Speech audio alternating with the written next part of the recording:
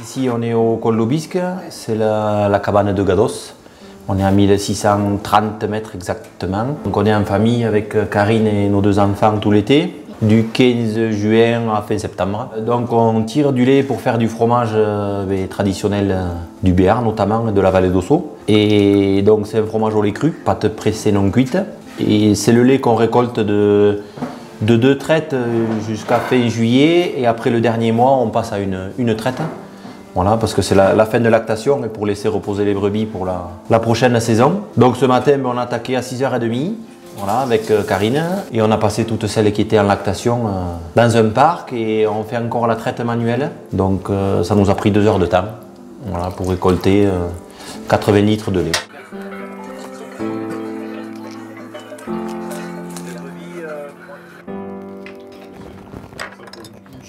Donc là maintenant, le lait a été mis à cailler avec de la présure, et il s'est transformé en une pâte qu'on appelle le caillé. En fait là le but c'est de séparer tout ça, c'est des grains mais qui sont chargés de petits laits, et c'est de séparer voilà, tous ces grains là, d'égoutter au maximum le grain, et après on va avoir la partie solide de la partie liquide. Donc il va nous rester et le fromage d'un côté et le petit lait de l'autre côté. Et là l'étape que vous voyez maintenant c'est le décaillage, et qui à mon sens est la partie la plus importante, c'est-à-dire qu'on va séparer le grain du petit lait, et entre chaque producteur on dit qu'il y a une main, la main du fromager. Et on peut tous faire à la base, à partir du même lait, la même recette. Au final le fromage sera différent chez chacun, mais c'est ce qu'on recherche aussi en tant que fermier, producteur fermier, à avoir un fromage différent chaque jour, quoi. On ne veut pas standardiser, on ne veut pas suivre les schémas des laiteries. On commence à voir que si j'égoutte doucement, Pierre-Jean, il faut que tu arrives à faire un petit pain. Serre bien, encore, doucement, tac. Et si tu tiens,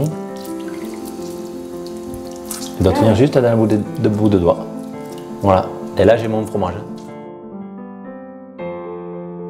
Voilà, on voit tous les grains qui se collent.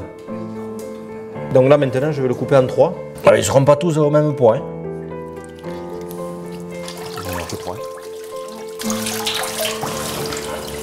Voilà. Et là, quand il est bien égoutté, il tient en une seule pièce. À l'époque, ils faisaient avec des. Ici en pâteau, on dit des brocs, c'est des pics en bois. Le B, notre marque Baylock. Et ça, le pic là, c'est la marque d'Estive.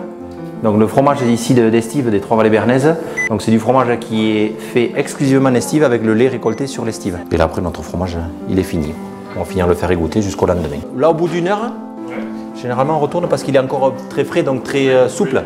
Et après on le sort, souvent on finit vers aux alentours de midi. Donc là en fait, je les laisse 48 heures dans le sel.